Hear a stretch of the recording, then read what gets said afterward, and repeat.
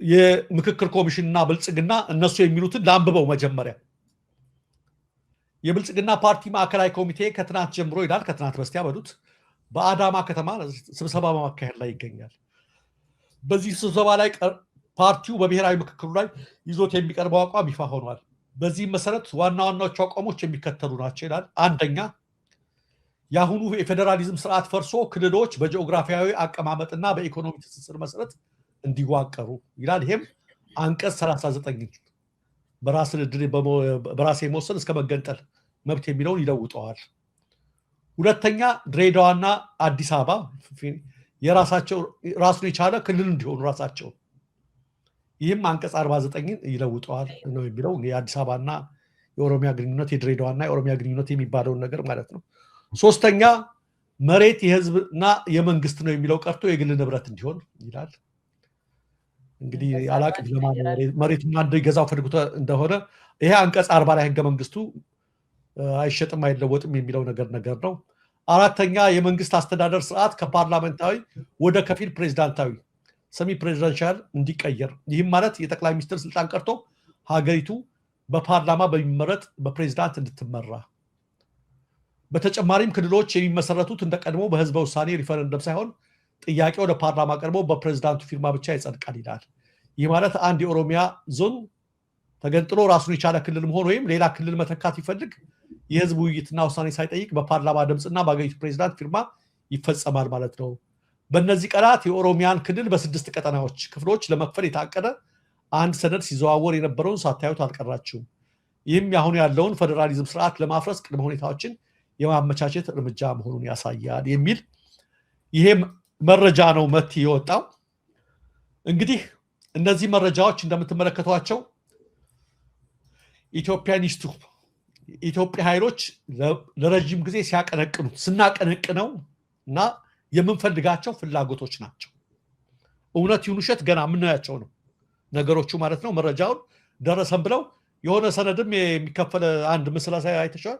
እሱንም ይዘው ተወጥተው ይሄውና ኦሮሚያን ለ6 የሚከፍለው የሚል ነውና ጎላ ባህ ኦሮሚያ ጎላ ኪባ ምናምን እያሉ የሚል ያው ክልል ማለት መሰለኝ ጎላ ማለትና እንደዚህ አይነት ነገር ወጥቷል።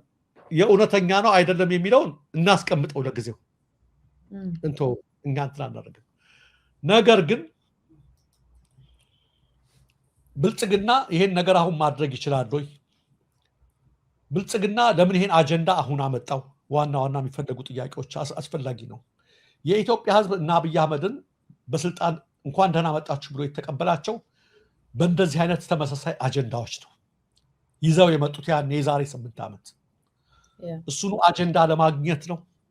በአሁኑ ሰዓት ሁሉም ኃይሎች ከዛ ተባብረውብኛል በኔና ኃይላቸውን መከፋፈል አለብኝ ብሎ ነው ጥያቄ ነው እኛ የምናነሳው። ለምንድን ነው ይሄ አጀንዳ በተግባር ለመፈጸም አዳጋች የሆነ አጀንዳ ብልጽግና አጣብቂኝ ውስጥ በገባበት ሰዓት ላይ የመጣው የሚለው? በእርግጠኝነት አንድ ነገር ሊጠቀም ይችላል። ብልጽግና ከዚህ ተባብረውብኛል ያሏቸውን ኃይሎች ሊከፋፍል ይችላል፣ ሊዘነጣጥል ይችላል። እሱንም የማየው ለምንድን ነው በዚህ አጀንዳ ላይ እነ ጀዋር እያሳዩት ያሉትን ቁጣ ከያቅጣጫው ምናምን ስንትመለከች ይጠቀሙበት፣ እነሱ ለሚያራምዱት ነገር ይጠቀሙበት፣ ለፖለቲካቸው ሊጠቅማቸው ይችላል። በኦሮሚያ አካባቢ የአብይንም እንትን ለማድረግ ይመስላል። ግን እጅግ አስፈሪ እንትን ነገር አለ። ጀዋር ካለፉት ጊዜያት ውስጥ ባለፉት 1 ዓመት 2 ዓመት እንደዚህ ምናምን ኢትዮጵያዊ ኃይል ኢትዮጵያዊ እንትን ብሎ የመምጣት ነገር አለ። አሁን ስመለከተው አብይ መልሶ ወደኋላ እየገፋቸው ነው። የአብይ አጀንዳ በዚህ በኩል እንዳይሳካለት ሰጋር እነ ጀዋርን ራሳቸውን መልሶ አሁንም ያው ኦሮሚያ ወደሚለው ከዚህ ውጭ ወደሚያደርገው ነገር እየገፋቸው እንደሆነ በተለይ ደግሞ ተቋቁሟል የተባለውን ይሄ የትብብር ኃይል ገና መሬት ሳይረግጥ መበታተን አለብኝም ብሎ ያዘጋጀው ሊሆን ይችላል። የሆነ ሆኖ እነዚህ አጀንዳዎች የኢትዮጵያኒስት ኃይሉ የሚፈልጋቸው ነገር ግን ህዝብ አንዴ ተታለክ ሁለተኛ ከተታለልክ ሞኙ አንተ ነህ ወይም እንቅፋቱ አንተ ነህ። አንዴ የኢትዮጵያ ህዝብ ካሁን በኋላ በሚባሉና በሚናገሩ ነገሮች የሚታለልበት ጊዜ አብቅቷል የሚለውን ነው እኛ የምንይዘው። ለዚህ ነው እነ ጀዋርንም የሚሄዱበትን መንገድ ጥንቃቄ ሊያሳዩበት ይገባል። አለበለዚያ ነገር እነሱ ራሳቸው በዚሁ ተጠልፈው እንዳይወድቁ የሚለውን ነገር መመልከት አለባቸው። በመጀመሪያ ይሆናል ወይ ነው ይሄ ነገር ይሆናል ወይ ነው ትክክልስ ነው ወይ ሊተገበርስ ይችላል ወይ ብሎ መፈተን። ምክንያቱም በኦሮሚያ ግጭት አለ፣ ጦርነት አለ፣ በአማራ ክልል ጦርነት አለ፣ በትግራይ እንደምትመለከቱት ነው። ኢትዮጵያ አሁን ያለችበት ሁኔታ የሚያስታውቅ ነው። አብይ እንዲህ አይነት አጀንዳዎችን ለመፈጸም ቢፈልግ ኖሮ ጉልበቱ የነበረው የዛሬ 7 ዓመት ነው። በውጭም በሀገር ውስጥም ድጋፉ ጉልበቱ እሱ ጋር በነበረበት ጊዜ ዛሬ ባለቀ ሰዓት ላይ ይሄን ሊፈጽመው ይችላሉ የሚለውን ተመልከቱ ነው የምንላቸው። ይሄን መመልከት ያስፈልጋል። ሌላው በዛኛው በኩል ይሄን ብለው ለምንድን ነው እንዳይሳካ ይሄን ነገር እንዳይሳካ ነውና በአዲስ አበባ ጉዳይ የኦሮሞ ፖለቲካ ስበት ማዕከል ከመሆኑ ጋር ተያይዞ አዲስ አበባ ራሱን የቻለ ክልል ይሆናል የሚለው የአብይ አህመድ አጀንዳ የኦሮሞ ወጣት ወደ ትግል ለማስገባት ሁለኛ መንገድ ለማድረግ ተፈልጓል ማለት ስህተት አይሆንም ብሏል። ቅድም መሳይ ሲናገር ሲጽፈው ነበርና ትክክል ነው። እና ይሄ ነገር ነው። ሌላው ከዚህ ጋር የሚነሳው በጣም የኑሮ ውድነት በተለያየ ምክንያት ህዝቡ ሊያብድ ደርሷል። ሁላችሁም እንደምታውቁት ይሄ በኑሮ ውድነት በምናምን የናወዘና መሄጃ ያጣው ህዝብ ባለፈው 1-2 ዓመት በወደብ እና በተለያዩ አማላይ ነገሮች እንትን እያደረጉ ሲያደነዝዙ ቆይተዋል። ሌላው የኔ ጥርጣሬ አሁን የህዝብ አመጽ ራሱ ጫፍ ላይ በደረሰበት ሰዓት ላይ በእንደዚህ አይነት አጀንዳዎች ህዝቡን ሊያማድዱት ይሆን እንደገና ለማፍሰስ የተፈጠረ አጀንዳ ይሆን የሚል ነው። የሆነ ሆኖ ከዚህም በላይ ሌሎችም አጀንዳ ሊፈጠሩ ይችላሉ። ከፍተኛ ጥንቃቄ የሚያስፈልግ ነው። በተለይ እነዚህ ትብብር መሰረታለን አንድነት መሰረታለን የሚሉ ኃይሎች እንደገና መሰረታቸውን ሳይጨብጡ እንደገና ከወዲሁ ከጧቱ ፍርክስክታቸው እንዳይወጣ ከፍተኛ ጥንቃቄ የሚያስፈልገው ነገር ነው። በአጀንዳ መታለል ያቺ ጊዜ አልፏል፣ በአጀንዳ የምታለልበት ጊዜ አልፏል የሚለውን ነገር ህዝቡ መያዝ አለበት ለማለት ነው።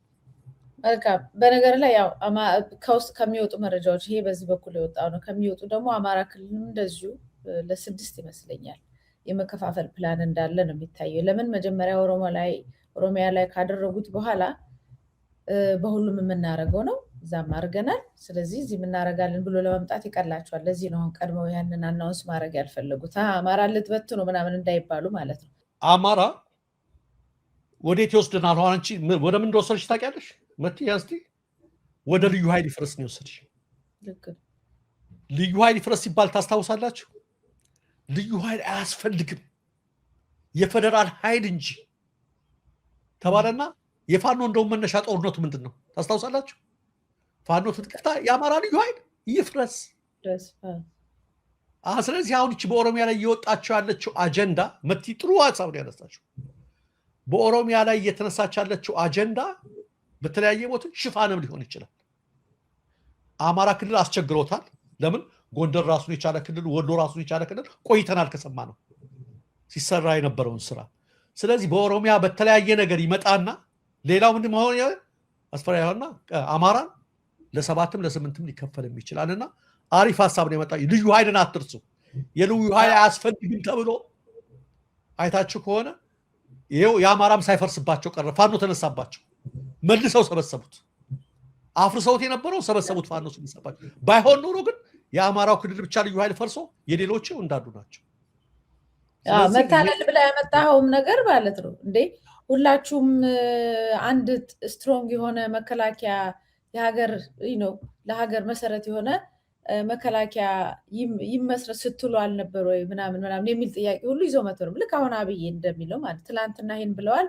ስለዚህ እሱን በመስጠት ትንሽ እድሜ ለማራዘም የመፈለግ ነገር ማለት ነው። እና ሲመጡ ካድሬዎቹ ምናምን እንዴ የሁላችንም ጥያቄ አልነበር እንዴ ምናምን እኛም ብለናል። አዎ የሁላችንም ጥያቄ ነው። ሁሉም ኃይል በአንድነት ጠንካራ ኢትዮጵያን የመገንባት እንቅስቃሴ ኖሮ ወደ መከላከያ የሚል ሀሳብ ሁላችንም ላይ ነበር። ግን እነሱ የመጡበት ይችን ነገር ካስቀመጡበት ስንናገር ከጣሉበት አንስተው የአማራ ክልል ለማፍረስ ብቻ ሲፈልጉት እንደገና አስበው መጡና ሁሉም ኃይል ይፈርሳል ምናምን ብሎ በቪዲዮ ምናምን የተወሰነ ከኦሮሚያ ክልል ያሳዩና ትዝል እንደሆነ ብርሃኑ ነጋ አፍርሰዋል፣ ሌሎቹ አውርደዋል ምናምን እያሉ ሲናገሩ ነበር። ወረደም አላወረደም ሌላው አንደኛ አላወረደም ነበር። የመጀመሪያ ጊዜ አክቹሊ የኔ ፕሮግራም ኢሳት ላይ የታገተው ምናምን እዚህ ጉዳይ ላይ አንደኛ አልወረደም፣ ህወሓትም አላወረደም፣ ኦሮሚያም ማንም አላወረደም። ዋይ አማራ ብቻ ለይታችሁ። ሁለተኛው ደግሞ ቢያወርድ እንኳን ሌላው በዚህ ደረጃ እንደ አማራ ክልል ትሬት የለበትም። እየመጣ ቤቱ ድረስ መጥቶ ገሎ ባልየውን ገሎ ሚስትየውን ደፍሮ ልጁንም አግቶ ወይም ደፍሮ የሄደበት የለም። በሌላ ክልል ላይ አማራ ክልል ላይ ነው ሆኖ የነበረው። ስለዚህ ይሄ ሁሉ ፈተና ዙሪያው ላይ ከቦት ለምን ያፈርሳል? ለምንድን ነው ትጥቅ የሚያወርደው የሚል ጥያቄ ነው። እና ከዛ እንደገና እንዳልከው ሰበሰቡት፣ የበለጠ ሰበሰቡት። አሁን ይሄኛውን አጀንዳ ተመልሰው ልክ በዛ ጊዜ እንዳያደርጉት ጠንካራ ኢትዮጵያ ስትሉ አልነበር እንደ ጠንካራ መከላከያ ስትሉ አልነበር? እሱን ነው እየሰራን ያለ ነው ምናምን የሚለው ነገር ፈረሰ፣ ከሸፈባቸው። አሁን ደግሞ አንቀጽ 39 እና የመሳሰለው ነገር የክልል አወቃቀር ስህተት ነው ስትሉ አልነበር እንደ የጠየቃችሁትን ነው አንድነት ኃይሉ ኢትዮጵያን ነገር ሊያጠነክራት የሚችሉ ይህንን ነው ይዘን የመጣ ነው ብሎ ይዞ መጥቷል። አሁን ትላንትና የነበረው ልክ ነው። መንግስት ኖሮ ኢትዮጵያዊ መንግስት ነው ተብሎ በታሰበ ጊዜ እነዚህ ነገሮች እንዲያደርግ በጊዜ ተጠይቆ ነበር። ነገር ግን ያኛውን ሌላውን የጎጥ ካርድ ስቦ ህዝባችንን ከጨፈጨፈ ካወደመ በኋላ ያንን እንደገና ይዞ ቢመጣ የሚሰማው ያለም። አሁን ትላንትና ያ የተነበረው ጥያቄና ያሁን ይለያያል። የትላንትናው ጥያቄ ኢትዮጵያ ከጥፋት ከምናምን ድድን አንድነት ኃይል ምናምን የሚለው ነገር ይጠናከር፣ ዩኒቲ ይጠናከር፣ የክልል አመሰራታቶች ወደ አንድነት ኢትዮጵያ ይምጣ ምናምን የሚል ነበር። የአሁኑ ጥያቄው አብይ አህመድ ይውረድ ነው፣ ለፍርድ ይቁምልን ነው፣ ብልጽግና በፍርድ አደባባይ ላይ ይቁምልን ነው፣ ፍትህ ይሰጠን ነው፣ የተጨፈጨፈብን ማህበረሰብ ፍትህ እንፈልጋለን፣ አሁንም መገደል ይቁም። ጥያቄው ሙሉ በሙሉ ተቀይሯል። እየሞትክ እየገደለ ነፍጥ ይዘህ ጫካ ገብተህ ነፍስን ለማዳን ባለበት ግርግር ላይ ይህን ጥያቄ ከረፈደ በኋላ ማምጣት ማንንም ማታለል አይቻልም። ጥያቄው ሌላ ነው። ወንጀለኞችና ነፍሰ ገዳዮች አረመኔዎች ናቸው። አሁን ጥያቄው እነዚህን አረመኔዎች ከስልጣን አውርዶ በፍርድ አደባባይ ላይ ማቆም ነው። ይህን ጥያቄ ይዘህ የፈለገ ነገር ሌላ ቢያመጣ ማንም ተሰሚነት ሚዛኑንም ስታየው ይሄኛው ጥያቄ ያኛው ድሮ በቃ ሌክቸር ይሆናል። በቃ አሁን በጣም በሚያሳዝን ሁኔታ ቅንጦት ሆናል። የመጀመሪያው ጥያቄ አሁን የመኖርና ያለመኖር ሂደት ነው። ግን ይሄ ነገር አዲስ አይደለም ነው ልልህ የምፈልገው። ምክንያቱም አንዳንድ ያው የምናውቃቸው ሰዎች ሀገር ልታፈርሱ ምናምን ሊወሰውሱን ይሞክራሉ በየጊዜው። እናንተ በእርግጠኝነት አለኝ አንዷን፣ በእርግጠኝነት የክልል አመሰራረት ይፈርሳል፣ ክልል ይፈርሳል። ክልል ከፈረሰ በኋላ ወደ አንድነት እንዲመጣ ሀገሩ ይሰራል፣ በእኔ ይሁንብሽ ምናምን የሚሉት ጥያቄዎች ማለት ነው። እነዚህ ድሮ የምንጠይቃቸው የነበረው ያደርጋል ይሄ መንግስት አለ በጆሮ ነገር ነው ምናምን ስለ በቃ ገባኝ። ከሁለት ከሶስት ሰዎች መጥቷል ይሄ ነገር። አሁን አይደለም ቀደም ብሎ ነው የመጣው። ከሁለት ከሶስት ሰዎች ከዛ ውስጥ ያሉ ሰዎች ይሄን ነገር ካሉ ውስጥ ለውስጥ አሁን እንደውም አብይ አህመድ ለዘላለም ይኑር የሚል ካድሬነት ስራ የሚሰሩት ከእንጀራ ከደሞዝ ከምናምን ውጪ የእውነት ይሄ ሰውዬ ልክ ነው ለኢትዮጵያ ብለው የሚያምኑት በቃ ይሄን ነው የተሰጣቸው ማለት እስከዛሬ ሲወሰወሱ የነበሩት በዚህ ነው። ለምን ወደኛዎችም ወደዚህ እየመጡ ስለነበረ ማለት ነው። ስለዚህ አዲስ አይደለም። ይሄ ቴብል ላይ ነበር፣ ይሄ አጀንዳ አስቀምጦታል። የሆነ ጊዜ ላይ ሊስበው ያስቀመጠው አጀንዳ ነው። ስለዚህ አሁን ሳቦ ግን እርስ በርስ የሚመጣ ነገር እርስ በርስም የሚስማሙበት አይመስለኝም አሁን ባለበት ሁኔታ እንኳን ሌላው ማህበረሰብ። የነ ጀዋር ሁኔታ ግን እንደዚህ አይነት ነገሮች ሲመጡ የሚገለጥ ማንነትን የሚገለጥበት ሂደት ከሆነ ማየት አለብን። እኔ በበኩሌ እሱ ላይ ችግር የለብኝም። በአዲስ አበባ ላይ በድሬዳዋ ላይ በምናምን እንትን ላይ ክሌም የሚያደርጉት ነገር በዚህ የሚባል ነገር ካለ ለዛ ብሎ የሚሞት በዚህ ሁሉ እርስ በርስ ጦርነት ውስጥ ይህን ሁሉ ዋጋ ከፍለን ይሄ እኔ ነው ይሄ ነው ብሎ የሚሞት ማህበረሰብ ካለ እና የሚወጣ ወጣት ካለ በጣም ትልቅ ስህተት ነው። አሁን ጥያቄው እሱ አይደለም። አሁን እንደ ሀገር መቀጠል እንደ ዜጋ መከበር የመሳሰሉት ነገር ትላልቅ አጀንዳዎች ባሉበት ሁኔታ እየተጨፈጨፈ ማህበረሰቡ በኦሮሚያ በአማራም ክልል ባለበት ሁኔታ ይሄ እኔ ነው ያንተ ነው በሚል በጣም ተራ ነገር ሊያጨፋጭፍ ሲመጣ ሲኒየር ፖለቲከኞች የሚባሉት ሰዎች ይሄን ነገር ከሳቡ we have a problem ከነሱም ጋር ትላንትም አለብን ዛሬ የሚመጣውን ነገር ኤግዛክት። ስለዚህ አቋማቸውን በዚህ ሁኔታ እኛም እነሱ ግን ቢያንስ ይሄኛውን እንበትነዋለን ምናምን እያሉ የሚሄዱበት አቅጣጫ እንደሆነ እናውቃለን። ወደድንም ጠላንም ግን በሁሉም አቅጣጫ ላይ የተነሳው ኃይል ግን ወደ እነሱ ማነጣጠሩ ግን አይቀጥልም። ጎን ለጎን ቢተባበርም ባይተባበርም ሁሉም የሚተኩሰው ግን ወደ ብልጽግና ነው። ህይወታቸውን ሊያራዝምላቸው ግን አይችልም። ስለዚህ እሱ ላይ ያመጡት አጀንዳ ከዚህ በፊት ከወንድማገኝ ጋር ይህን የሀገራዊ ምክክር የናብይ አጀንዳ ነው ዝም ብለን እንለፈው ምናምን የሚል ነገር ነበር። አይ ብናልፈውም ሀገራዊ ምክክር ኮሚሽኑን ተንተርሶ የሚመጣ ለውጥ አብይ አህመድ ይዞት ያመጣው አለ። እሱ ደግሞ አደገኛ ስለሆነ አሁኑን ህዝብ ማዘጋጀት አለብን የሚል የኔ አቋም ነው። እንደውም አንድ ሰው ከአዲስ አበባ ደውሎ ሀገራዊ ምክክር ኮሚሽን ማለት ያው እንግዲህ በሃይማኖት እንዳይቆጥሩት የሃይማኖት ሰው ስላልሆነ ነው ኮት ያደረጉ። ልክ መጥምቆ ዮሐንስ ክርስቶስ ሊመጣ ነው ብሎ መንገድ ጠራጊው እየጠረገ ክርስቶስን ፕሮሞት እያደረገ እያስተዋወቀ ሲሰብክ እንደነበረው ነው አለ።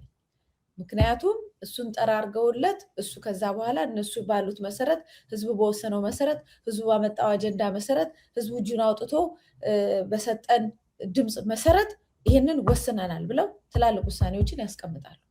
ስለዚህ ይሄ ሀገራዊ ምክክር ኮሚሽን የመጥምቁ ዮሐንስን አይነት የመንገድ ጠራጊነት እንትን ያኛው ለህይወት ይሄኛው ለሞት በጣም አደገኛ ስለሆነ እነሱ በዚህ ነው መታየት ያለባቸው የሚል ጠንካራ አቋም ይዞ ነው የመጣው።